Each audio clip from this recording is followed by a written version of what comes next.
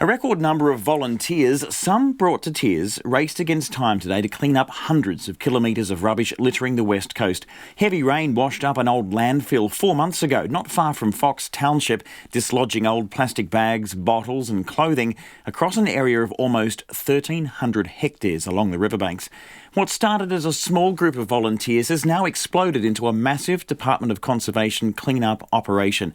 More than 100 volunteers were joined on the Fox riverbanks today by the Defence Force, who are supplying off-road vehicles to get to previously inaccessible areas. Our video journalist Logan Church is with them and filed this report. Kia ora, welcome to Operation Mighty Fox Week 5. It's 8:30 in the morning and we're outside the dock office in Fox Glacier Township.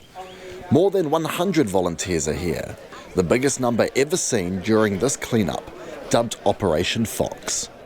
Among them is Nikki Carter from Christchurch. It's terrible. It's really awful. You know, New Zealand has this allegedly clean green image about it, and this doesn't do us any favours at all. And I think, you know, as a country we have a responsibility to make sure we've got to take this seriously. Operation Fox has been underway now for several weeks, with DOC taking over this job from the local council about a month ago. And this week the army arrived. They brought with them six-wheeled Pinzgauer vehicles, which can tackle the rocky, muddy riverside with ease. It's not long before we're all bundled into these, as well as small tourist buses and dock cars. Today's clean-up is underway. On one side of Fox River is 12-year-old Cody Hopapa and his grandmother Sue. They travelled all the way from the small king country town of Taumaranui. So we arrived on Sunday and then we worked from Monday to Friday and then had 2 days off. Yeah. And then we're going to be working for another 2 weeks. What sort of stuff, Cody, are you picking up? What are you seeing?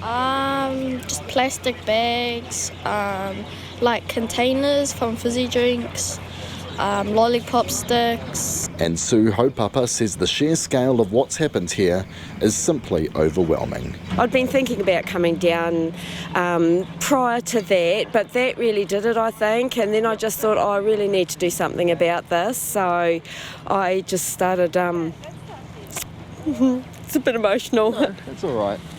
It's quite something, isn't it, seeing what's here? Yeah. Sorry. It's okay. So I just started making a few phone calls and here we are.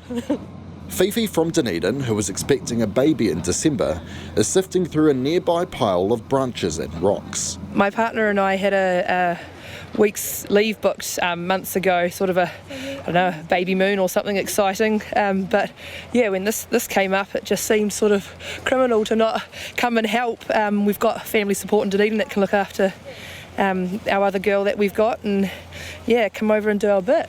Might be like osmosis, like sort of through the blood, the baby's going to pick up this, you know, sort of good vibes and you know, maybe be a little bit more aware of what we use and abuse in the future.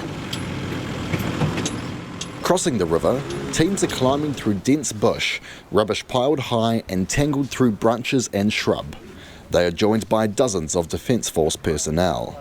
Here they find all sorts in what looks like a never-ending scene of rubbish, including old bread bags, a very old chocolate bar. I found a lot of beer cans, a lot of plastic. It's the soft plastics that we're finding heaps of.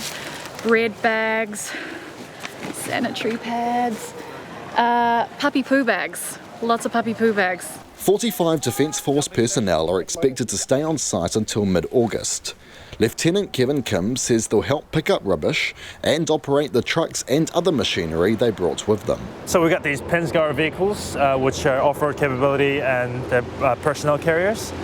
So we're using that to transport personnel in and out of the operations site.